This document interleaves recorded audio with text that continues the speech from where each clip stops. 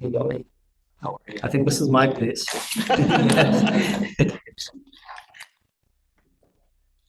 All right, everyone. So let's begin. First off, I want to introduce myself. I think I've met most of you guys already, but my name's Evan. I'm the ASUWT Senator for the Milgard School of Business. A little shout out to ASUWT. If you guys are interested in getting involved next year, I believe they still have a position open for business senator. Today I want to introduce our dean, Dr. Altaf Merchant.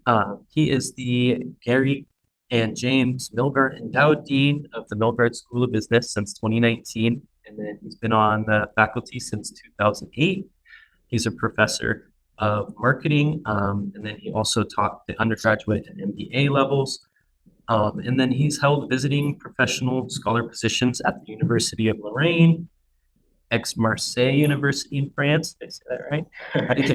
And King's College in London, UK, and MICS in India.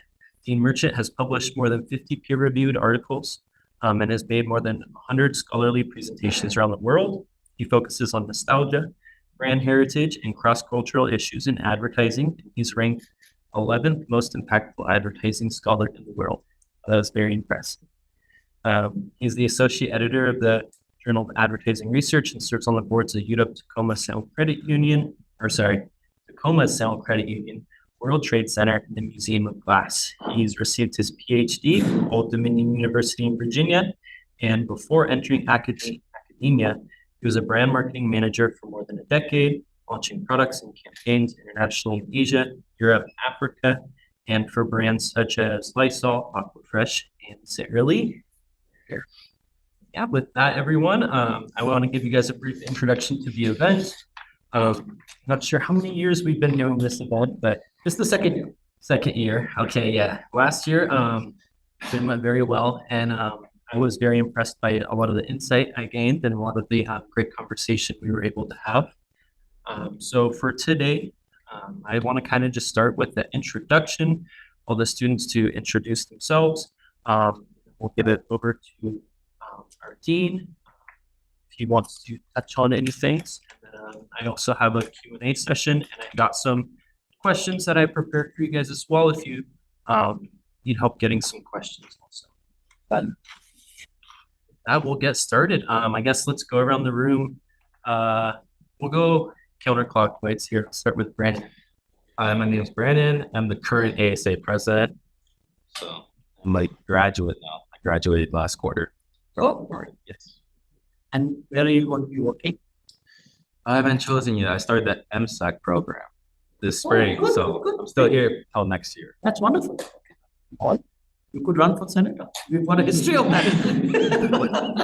I've been trying.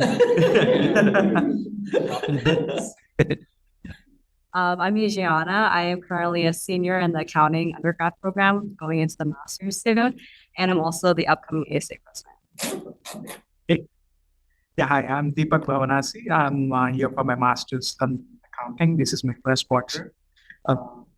There's a chapter called as NSLS recently that has been going on. So I've been appointed as a secretary of NSLS UWD chapter board. Oh, wonderful. All right. Great. Yeah. Varun Kumar. So I'm also accounting student. I should graduate. So this is my last quarter. I'll be graduating. So Oh, wonderful. Lovely. My name is Dora, and I'm an MS accounting student, and this is my final quarter, and I'm graduating soon. And currently, I work at the accounting hub as a tutor, so it's been great. Lovely. I'm the way I'm also part of these guys and marketing, and I'm also a chair contributing on campus to students' services. Okay. I'm Karen. I'm new to UWT. I'll be starting the accounting program in the fall. Wonderful. Lovely. And that's underground or grad? Undergrad. Tony, I'm a senior accounting student. I'm the current vice president of ASA. Wonderful.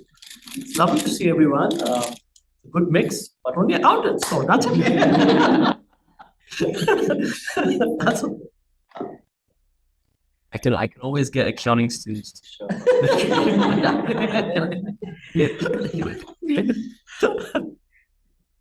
So I'm absolutely delighted to be here and participate in this conversation.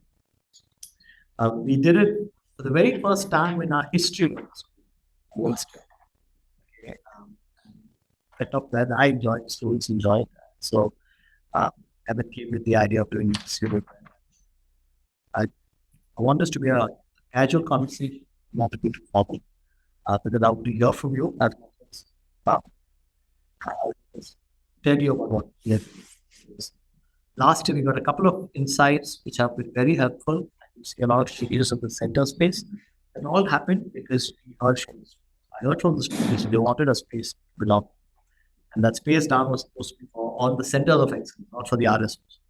But then yes, I said, why not get RSOs there? Why not make it more colorful? So everything, a lot of things started moving because of the insights.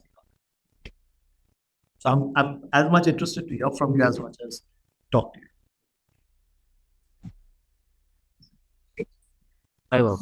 I guess we can start. I guess to start, kind of what is your role like as the dean? What are your goals and ambitions?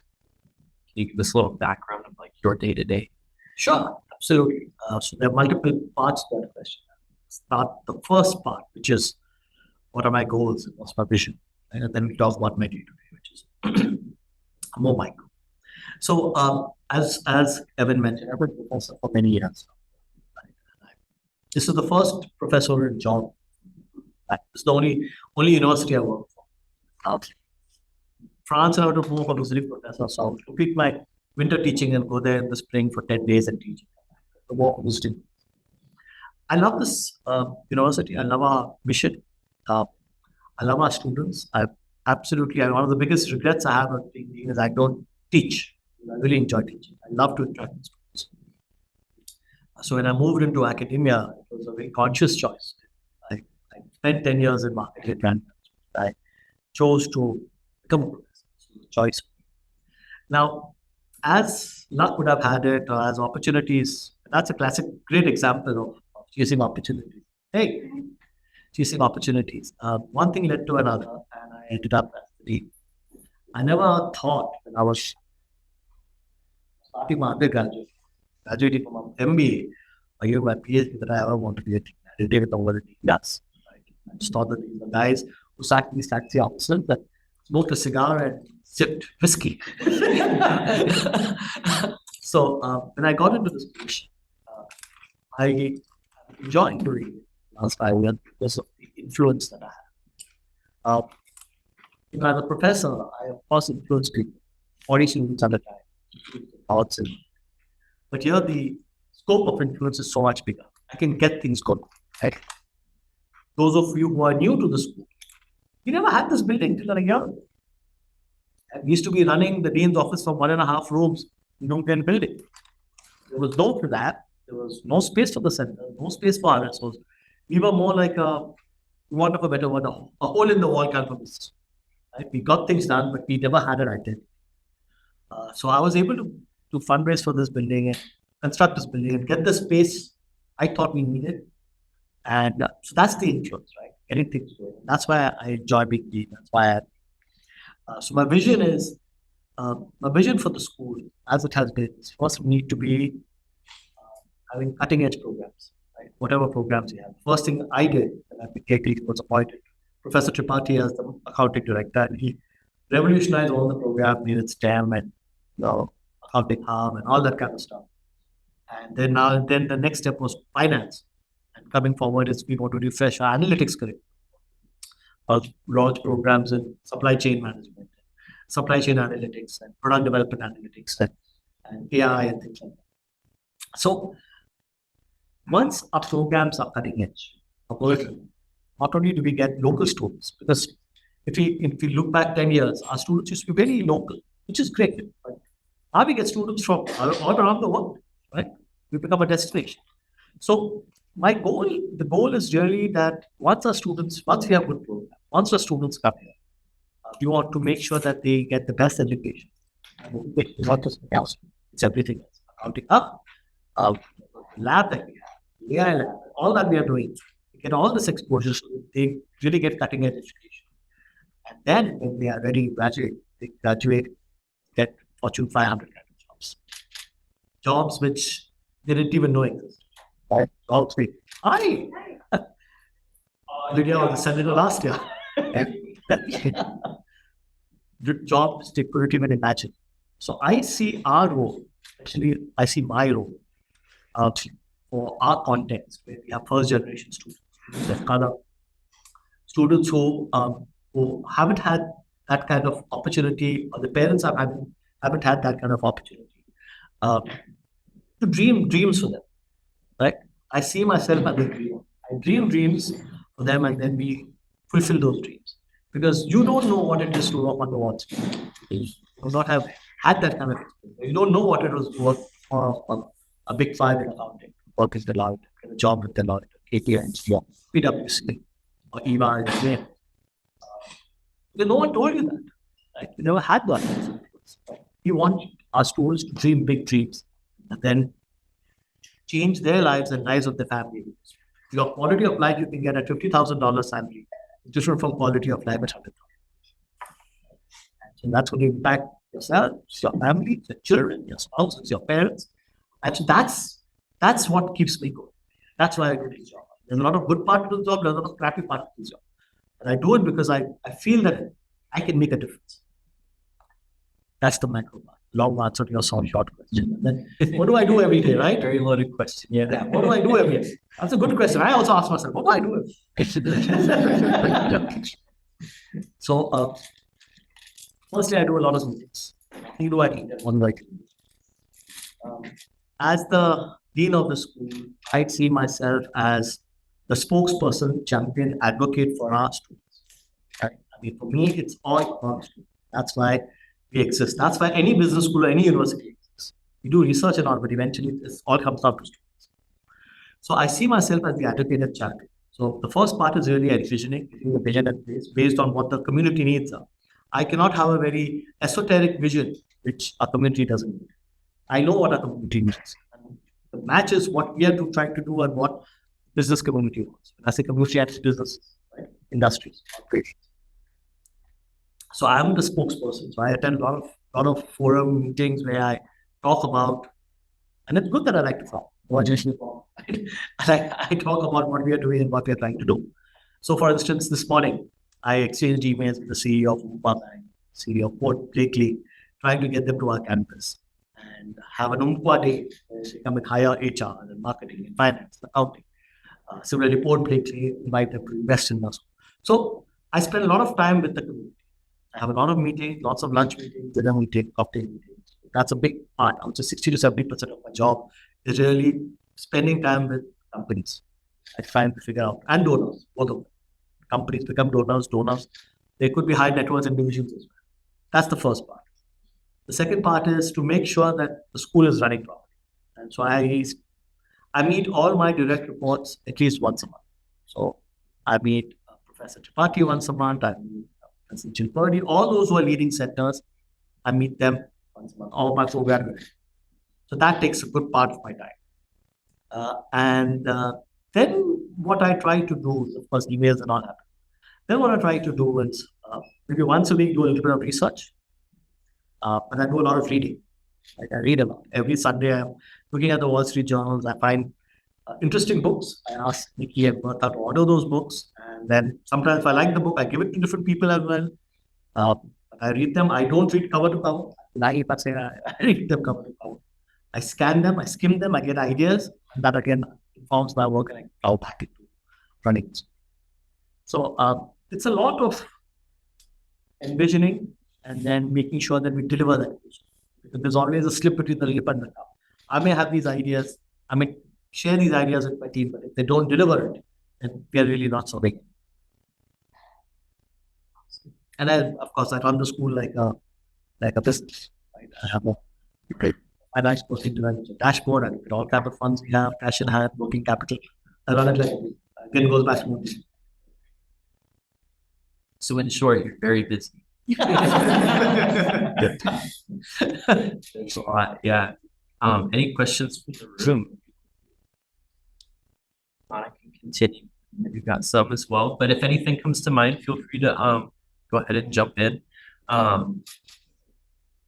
You talked about the program specifically and like how you kind of are like a liaison between, students and our local employers, and how you implement, what employers are needing into our programs.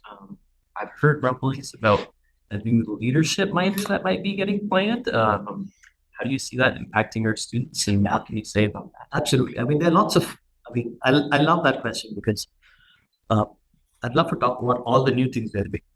So I was making a presentation to the Transportation Club of Tacoma. There is a Transportation Club, and there are 300 members. And there are logistics companies, supply chain companies, the port, train service. So the person who asked me this question is Tim Flood. He's the superintendent of Tacoma area. Superintendent is like the head executive director. He said, we asked you to talk about the supply chain program at the business. You don't have one, right? And then I heard from Boeing, they spoke about supply chain. And I was talking to Tom Shu. You met Tom at the last NBC. She is the chief strategy officer of Port of Seattle and Tacoma.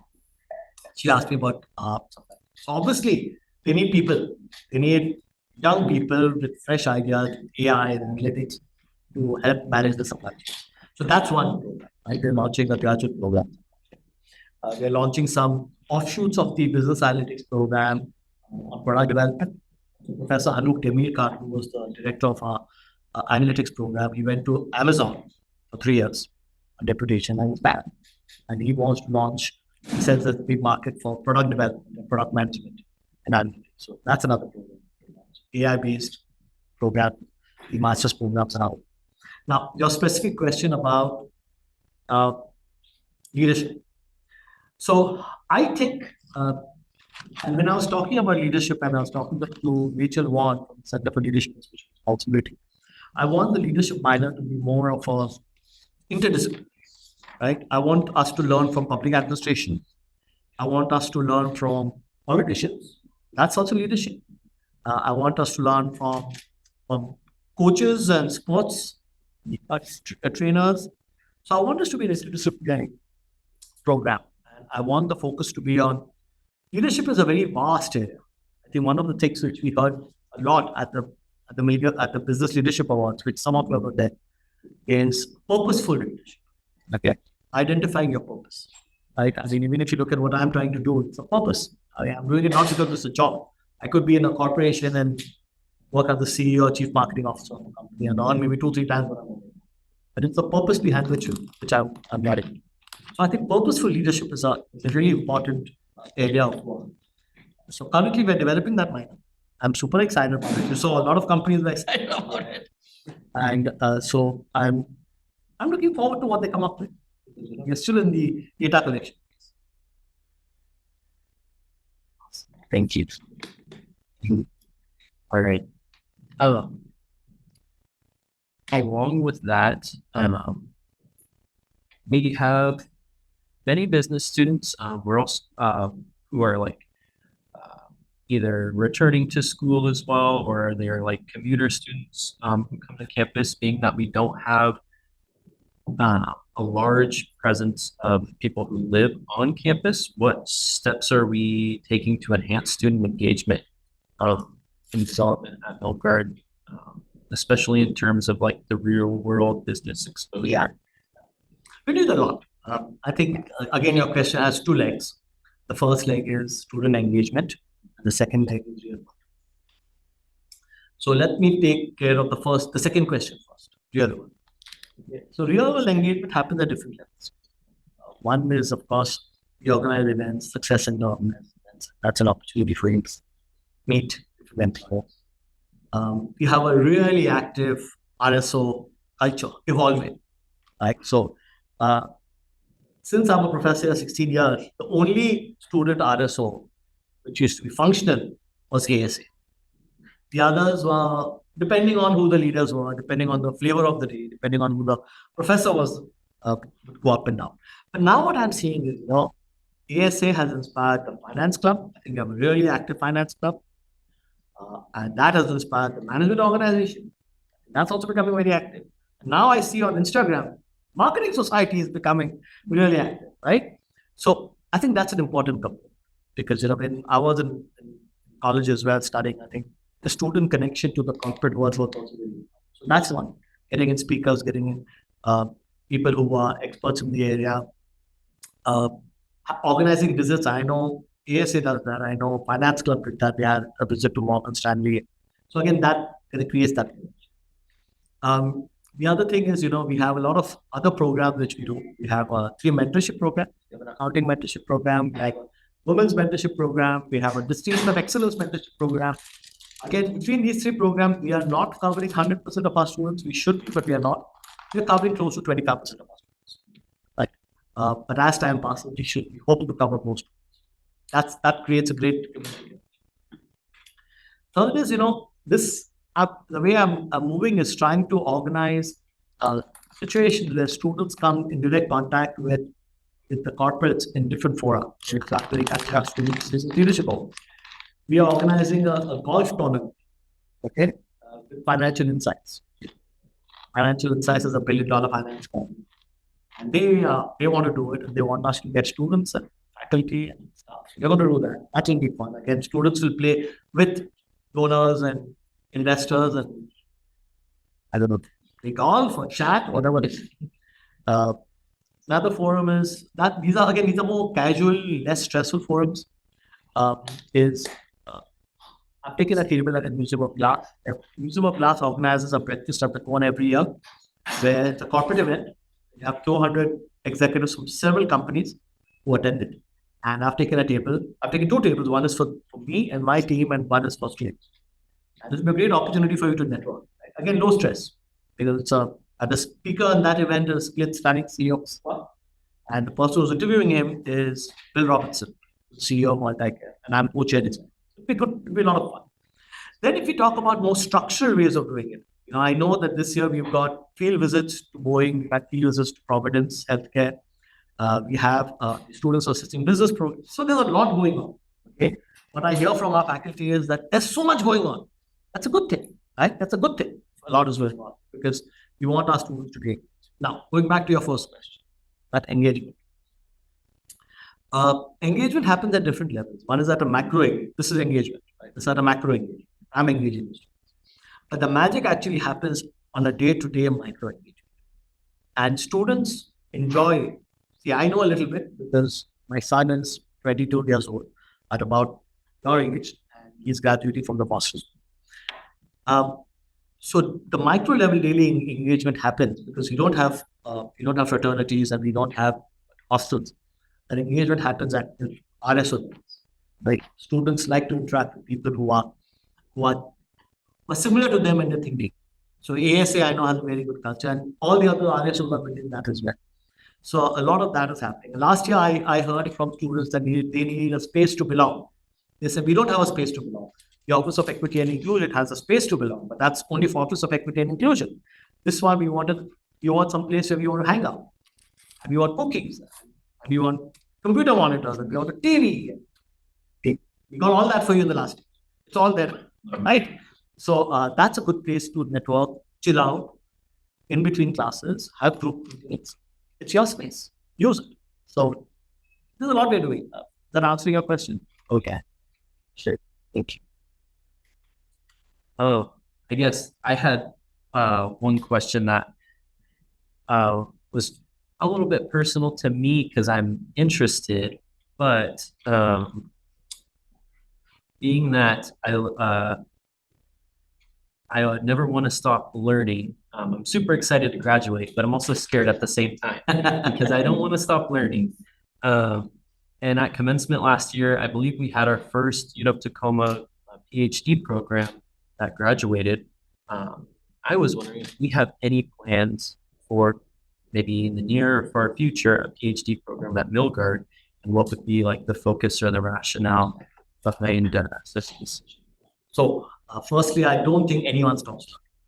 Like the fact that I said I spend a little bit of time every day reading shows that I'm still learning. So no one stops learning. Learning is an ongoing process. Whether you work for PwC or you work for Colgate Palmolive or General Motors or the Bank of England. You keep working and you keep learning. Now, coming to your second question about PhD. Now, in business, there are two kinds of PhDs or two kinds of doctoral programs. One is for pure research, right? Writing research articles, which then get converted into books, which then people read. So that's the whole circle of knowledge development.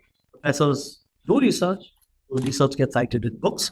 Those books are read by students, and so that completes the circle of education. That's one direction. And we have Foster School of Business, which is a really good PhD program. We have a great program. Washington State University has a great PhD program in business. I don't know if I want to head in that direction, okay, because that's not the essence of us. The essence of our school is really community. Yes, essence of our campus. For me, if we do think of a doctoral program, which we are thinking of, is a DBA, a Doctorate of Business Administration. That's a 2 or 3 year program.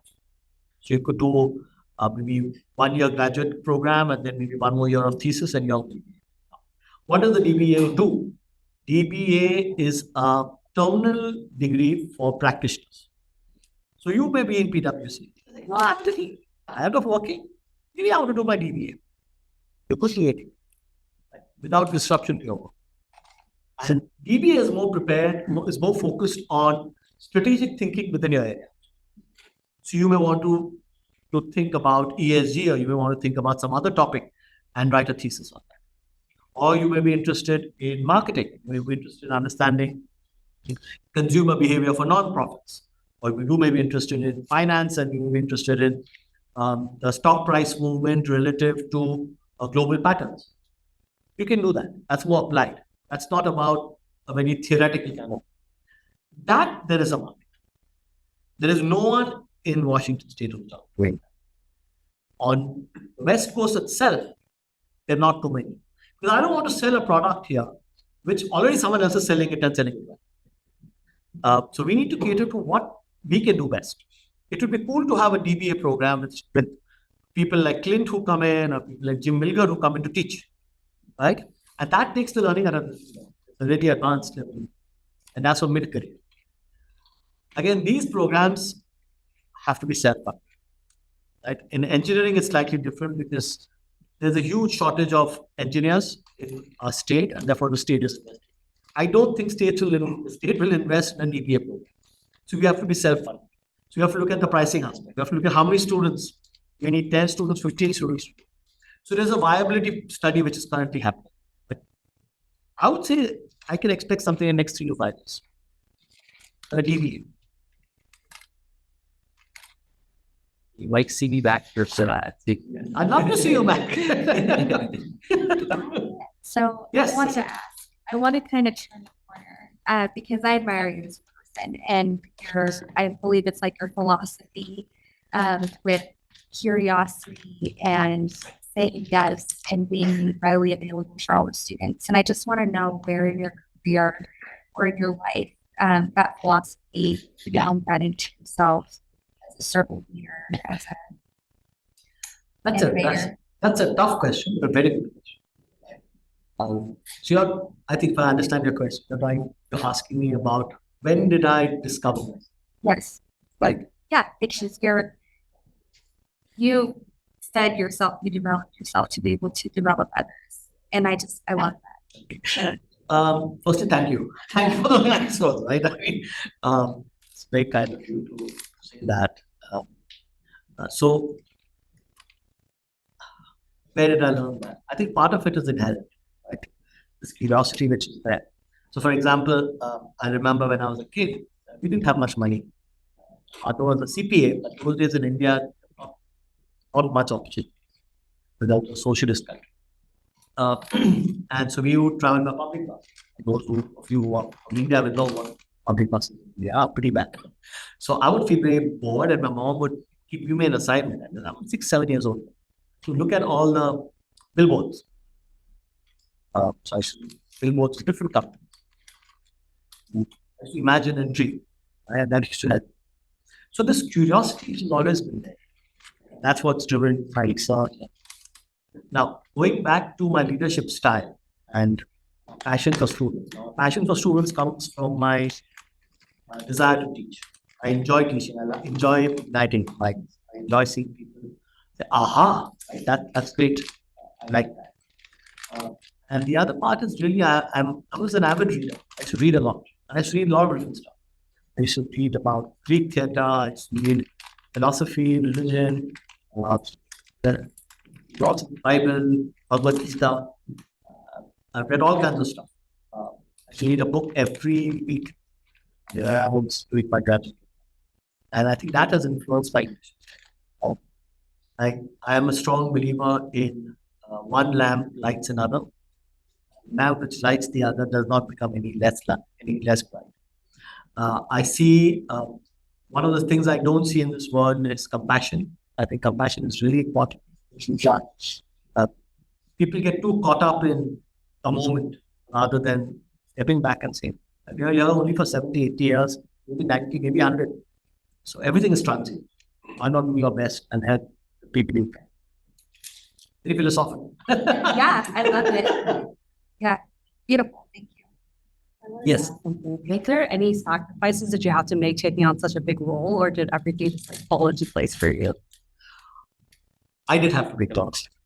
So when I was a professor, I mean, I was always teaching, researching, and the dean at that time was Shahrukh Sodagar, who's the emeritus now. He's an accounting professor. He saw in me something. He said, "Why don't you become the director of the undergraduate program?" So I became director of the undergraduate. I enjoyed it. I ran it like an SBU, and so I ruffled a lot of feathers. It was fine. And then I decided to take a sabbatical. Sometimes back again, started doing it now. The dean who came after that, Howard Smith, he wanted me to be associate dean. So I became associate dean. We worked on the strategic plan and all that stuff. So things were falling into place. Right? And at that point, he was not feeling too well and he wanted to step down. And he said, "Now, you should be dean." I said, "I'm not ready to be dean. I mean, I'm this associate. I want to enjoy my life. I've got a young kid." So I thought that at that time, and he told me, he said, "Altaf, opportunities come," and this is the point I want to talk about. Opportunities come only rarely for people. When you get them, take them. So don't have your own plan. Also see what opportunities. So I accepted the opportunity. But the biggest price I have paid is the personal life. I think that's the big sacrifice. It's not easy because I am a family man. I love spending time with my wife, my son, and I don't get the time to spend time as much. But I do make time. I do make quality time to go out. So yes, there has been a sacrifice. Research is another one. I used to publish 3 or 4 papers every year. I published 1 paper in 3 years now. I have also sacrificed my involvement in the marketing community. I was on a stepping stone to be president of the Academy of Marketing Science. I have had to step back on that because I can't do everything. So yes, there have been a lot of personal sacrifices and all the stress and all that stuff. Yes. But the point I do want to leave is, I was reading this interesting article in Wall Street Journal, and you may have read it as well, talking about chasing your dreams versus chasing your opportunities. This lady was she's executive vice president of Universal Studios. And so she said, a lot of young people waiting for the best dream project to come so that they can start. Said, if you really want to shake the world, you just shake the opportunities you get and be the best you can do. And I've done that. I've actually done that. Sometimes you have to make lemonade. A lot of times, right? Lemons will be thrown at you. You will want apples and pineapples, and all you get is lemons. What do? Crush them, make lemonade, make the best lemonade you can. And then move on. Yes. Yes. I wanted to ask, would you ever consider teaching again, maybe a marketing class or a research class, since you're so passionate? As the dean, probably not. It's very demanding. Teaching is very demanding. So I do miss my students. So I love these kinds of settings. Whenever some students are working here, I come in, I give them candy, I give them cookies, and I talk to them. I see students down in the AI club, the AI area. I go there, chat with them. So I get those connections with students. But I would love to teach, but I don't think I have the bandwidth now. Yeah, as long as I'm an administrator. So that is very difficult.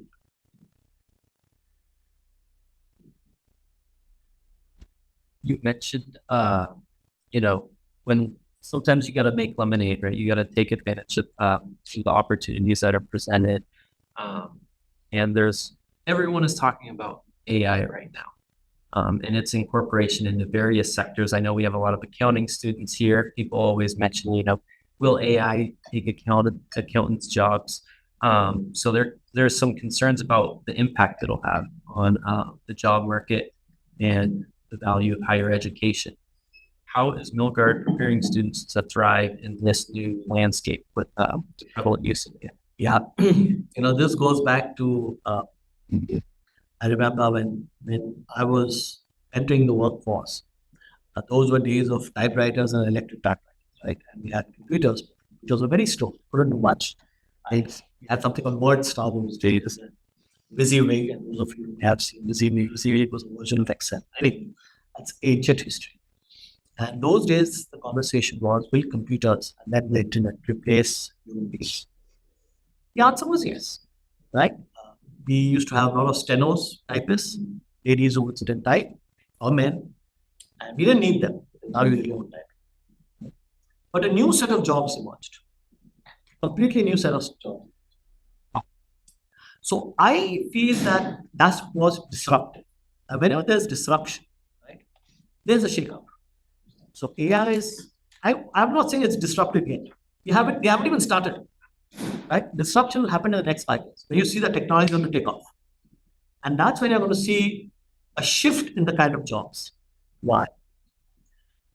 Can you escape it? Can you avoid it? And lots of colleges are talking about this. So what do you do with this? I mean, there's talks about ethics. Yes, there's ethics. There's talk about human rights. There's talk about will you be less smart than a robot, than a bot? Those conversations are happening and they cannot be avoided. Thing is, you can't avoid this. And therefore, I believe is that when you see a change, you have to embrace that change. Because the change is not going to slow down because you're slow. Now, that being said, what are we doing in the business? Currently, what we are doing in the business school is, in January, we included AI as part of our curriculum. Intro to IT. First in campus, first in University of Washington. The president wrote about it, right, in her newsletter. This is the innovative stuff which is being done. So, but that's not the end of it. That's just one small appetizer. So I'm very keen that AI is incorporated in various aspects of classes, in accounting classes, in marketing classes, and finance. We have 2 AI terminals here for finance. They still to work on the curriculum part of it, but they have the technology. Right? So we have to embrace this. And at a higher level, we was talking about having a graduate degree on AI. Now, the question is, what will AI do? The AI will take away the basic stuff, the routine stuff, the unintelligent. But human beings will be required for the strategic aspects. You cannot do it. There will be. But now, I was watching this video about a robot, a fully humanoid kind of robot developed in Japan. And the Japanese professor at the University of Osaka. And this particular reporter was interacting with the humanoid. It's not the same. It's not. So human beings are going to be there. Right? Yes, some of it, the shopping, let's say you're shopping from Nordstrom. Yeah, you need help. Basic stuff, where is my order? App can tell it. Or can you help me find this trouser? Maybe AI can help you on that. But a high level of thinking, at some point will be there. But I still think that there's always going to be space for human beings. But what that tells us as an education institution is we have to change. We have to be cutting edge. We cannot be vanilla. That's what I started with, right? This conversation. I said we have to be cutting edge. Cutting edge because we don't want to be redundant. We don't want to teach you things which your grandparents learned. How's it do that? You need to learn what people are not even teaching at this point. That's what makes you unique. And that's what gets you your Fortune 500 job. Thank you. I guess kind of to build on that, you mentioned like the real value will be in once AI is doing, the monotonous things, our ability to do the high level thinking, the strategic thinking will be increasingly valuable. How can students work on building those skills right now while they're currently in school? Yeah, I mean, I would say currently when things are happening, and that's where the class projects come into place, where you ask the AI to do something, and then you see how you can polish that to make it even better, right? There's a lot of uncertainty at this point because any new technology comes, it changes really fast. There are also lessons which come up. There are when sometimes people don't understand how the technology is doing. So currently we are at a very nascent stage. But what I would say for the students is that, whatever we are offering, AI sandbox, and I want to, the AI sandbox itself, I don't see too many people there. I would love to see more people there, hanging around, goofing around, trying.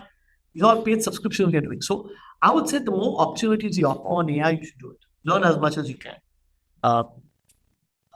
And from our side, I think I'm requesting our faculty to incorporate more. That won't make you experts, but that will make you more prepared. You will not be exploring those technologies on your own. For example, I can tell you my son, he's in the foster school. He's exploring AI on his own. They don't have any structured way of teaching. They do great teaching. He loves his professors, trust me. Great, really great professors. But they're on their own searching for this technology. So utilize it as much as you can. I know maybe some of you are graduating. You say, I wish I had it earlier. I remember Sam Abe was in this room last year. He said, Dean, you're going to get all these computers and all this Bloomberg data. I'm graduating. Come back for it. So I know many of you are graduating and we have already taken those classes, so you don't get it. But I think it's a process. I guess for students who aren't familiar with the AI sandbox, like it's not in their curriculum, how can they get involved? If you want to play with it, let me know. If there is enough demand, we'll open it up. What is wrong? There's no problem. We'll open it up. We can have, currently it's being used for students for their classwork. If you feel students can benefit or want to use that even outside office or outside classwork, we'd be happy to open it up. Happy to. That's a great idea. Very good idea.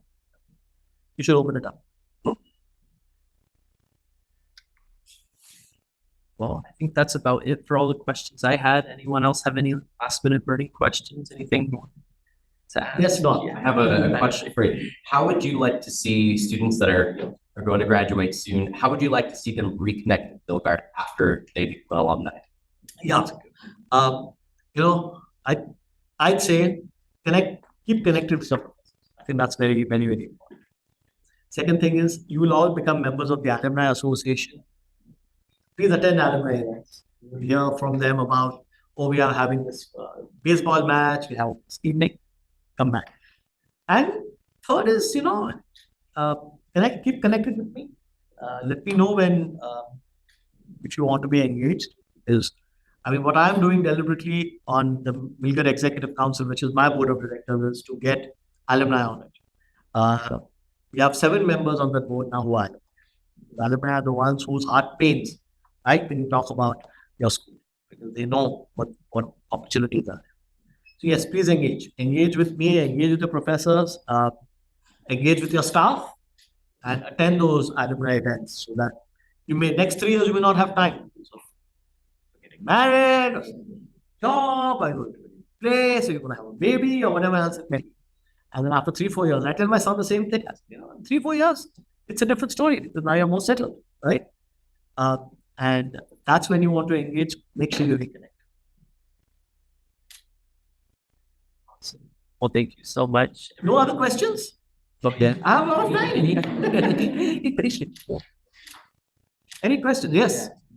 I don't know if this is like the right question for you, but I kind of want to know the process of getting like vendors for the career fairs. So I noticed like as a marketing student, we've been like trying to get more marketing organizations to be a part of like the Milgard career fair. So I kind of want to know like the process.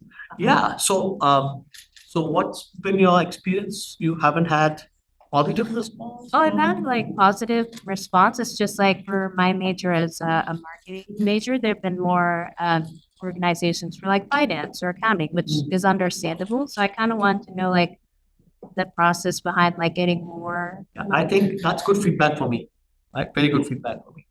So that's a point you need to leave with me. I need to talk to the success center to make sure that we are getting marketing companies. There needs to be a focus on that. And I think that what also helps is having, see, it's a process. What helps having a marketing RSO which is active excites the marketing community because they see the students. And so they may want to come. But that does not stop us from reaching out and inviting.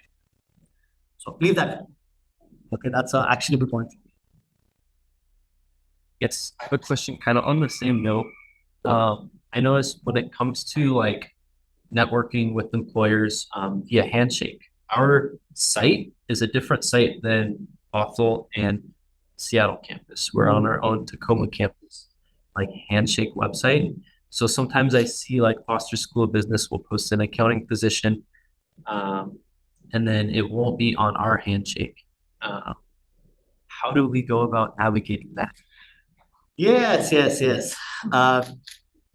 Have you heard of this term called cooperation? It's competition and cooperation. Right. We are competing with Foster. Right.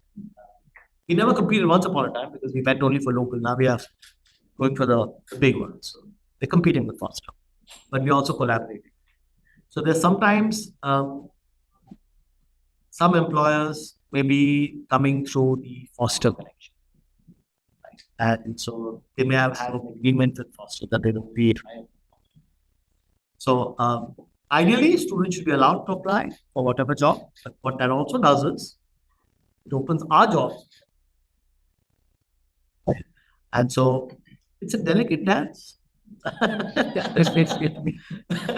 So yeah, I mean, what I would say is if you do see jobs there which are not open to you, as long as you have some connection there in terms of the contact person, or if you know the name of the company, reach out to them. But that's getting into the seat of politics, because then once you share a common employment list, then there is request for more control. Right? There's only so much collaboration you want to do because you want to be free to do what you want. Right? Ideally, yes, I agree. A broader level, higher level cooperation should be there. But the reality is that when you are competition, the boundaries to cooperation.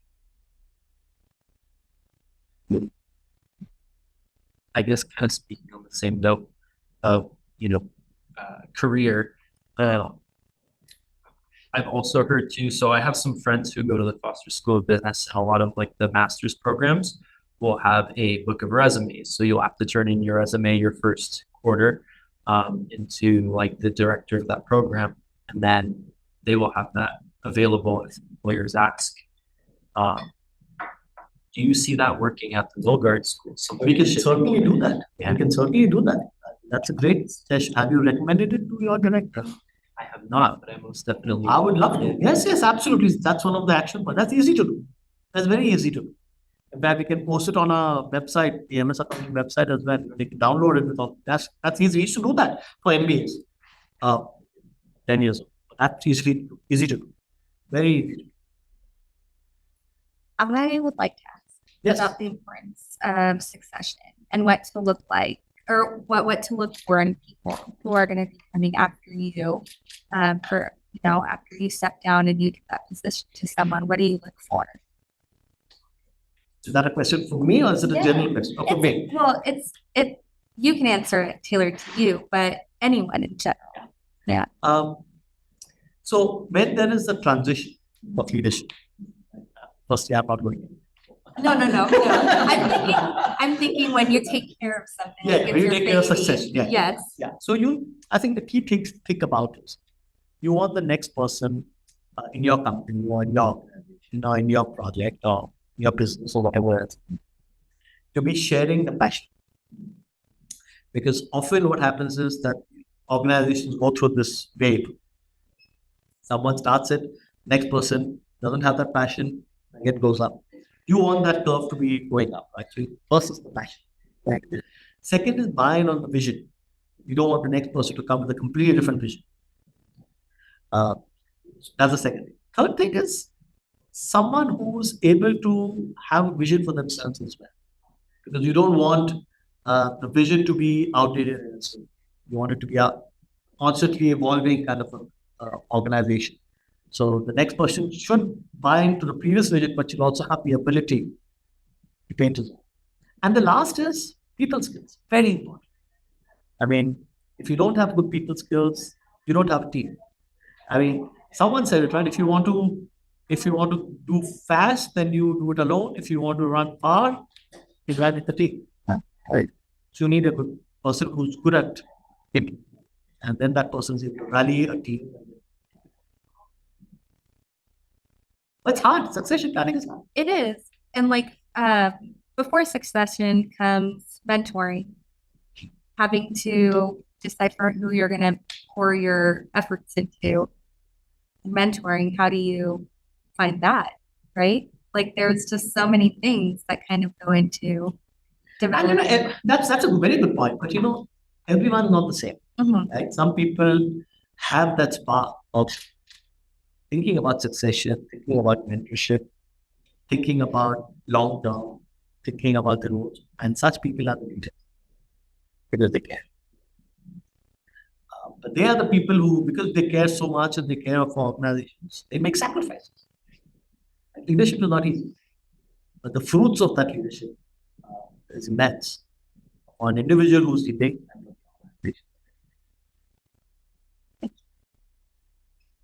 Yes. I think being where you are now, it's safe to assume there's a lot of obstacles and a lot of burnout and just being tired. How did you handle feeling that way just throughout your career? Yeah. That's a good question, and that's relevant for everyone because once you start working, right, whichever organization you work with, you will face a lot of burnout. In corporate as well, a lot of burnout, lots of politics. That's part of life. I think the key thing is not to take things personally. Okay, don't let small things get to you. Look at the big picture. I see a lot of people who get very affected by what's happening around. And I think detachment is very important. And that I learned that from Hinduism. You have to be detached. You can't be too attached. You have to be attached to your efforts, but not to the results. And the other thing that helps for me is to see people as fallible human beings. No one is perfect. Right? Sometimes people do good things, sometimes they do stupid things. That's being human. That doesn't mean just because someone does a stupid thing doesn't make that person bad. So you start giving people a lot of grace. You say, okay, you did that to me. I'm not going to hold the grudge. You did what you thought was right. I'm going to do what's right from. When you have that, at least for me, when I have that kind of state of mind,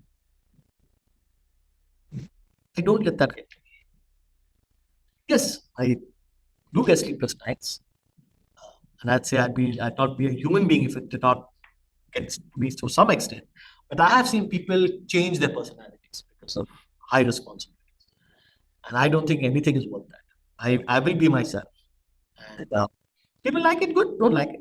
That's fine. So I think if you have that detachment and seeing people as humans and giving them grace, I see people hold grudges for 10 years, 20 years, 30 years. They hold grudges in corporate, in families. Right? Brothers holding grudges against brothers because the father gave the elder son the bike, but not the younger son. So they hold the grudge. 30 years, 40 years, they don't talk to each other. They're mean to each other. The person who holds the grudge suffers the most. And in corporate, I've seen people hold grudges. In academia, I've seen people hold grudges.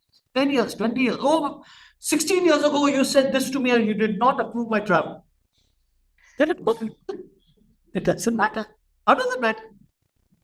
So, if you're just healthy in your own mind, and that's why meditation is important. Listening to music is important. Having a hobby is important. Having something, what are your hobbies? Art, music, painting, pottery, dancing, family, kids, dog, whatever it is. gardening has something here besides just the work. Because work is only one part of life. And life is too precious. All right, I think we're running out of time now. I got one final question. Yes. Kind of touching on, and this might kind of overlap with what Ceci was talking about, what you look for in a successor. But being that you've been the dean of the Milgard School for some years now, and you've seen students graduate, you've seen alum come back, what are some of the qualities that you feel, or some of the things that you've seen people practice that have resulted in, what are some of the qualities of the most highly successful alum that have come back? Those who have been very, very successful, some of the things I've seen is taking opportunities. No work is bad. No work is small. All work is good. Right? So take the opportunities you get. It may not be the best job, but if you're best at it, that will open doors which you can't even imagine. Number two, humility. Being humble. You meet a lot of people who are full of themselves because they make a beautiful ad. They're full of themselves because they're leading this particular strategic business. They're full of themselves because they are partners of Deloitte or whatever. The grand scheme of things, it doesn't matter. So, humility is very, very helpful. Very helpful. Third, I think compassion. It's all human skills. It's all human skills. Compassion. Are they compassionate towards them? And I've seen people do very well. Hard work. Work hard. Work very, very hard. Not just in your first 10 years. Now that you're entering the workforce for the next 40 years, you have to work hard. If you want a 40-year career, if you want a shorter career, you have to work hard. There's no substitute. I mean, all those soft skills and all are important. That vision is important. That compassion and all that is important. Hard work is the foundation. If you have this much of intelligence, this much of hard work, you'll be more successful than the other way around. You will be a brilliant person, but you could be cogitating, meditating, discussing, debating, and not doing the work. Do the work. Do the work that's given to you and do it well. I'll give an example. My son. Okay, my son joins Ernst & Young, and he was hired for the mergers and acquisitions group in LA. For the first quarter, he has to spend doing something called transactional intelligence, which is more audit. He's not an accountant. He's not interested. He's a finance guy. He says, Dad, I'm going to be transactional intelligence. That's not got to do. It's wait and see. It's switched. I said, listen, whatever is given to you, you do it with the right attitude. Do it the best you can. And you never know where that thing can happen. I worked on the shop floor. One of the jobs I did was a commercial. I worked on the shop floor in an engineering firm. I used to manage the store inside the factory for technical spares, so nuts and bolts and screws and wires and things like that. In heat, in India heat, right? 85 degrees, 90 degrees Fahrenheit with a fan. With, smells of chemicals. And I think that has made me more compassionate. I'm not saying you should do that. But definitely makes more compassionate. You do the best you can. Thank you very much. Thank you very much, everyone. Conversation. I am accessible. I am the dean who works for the students. So, and I mean it. Don't hesitate to drop me an email. Let you know what I can do tomorrow. Okay. And I think we have some books and some gift cards. Everyone will handle that. Yes, stick around, everyone. I got some things to hand out to you all as well.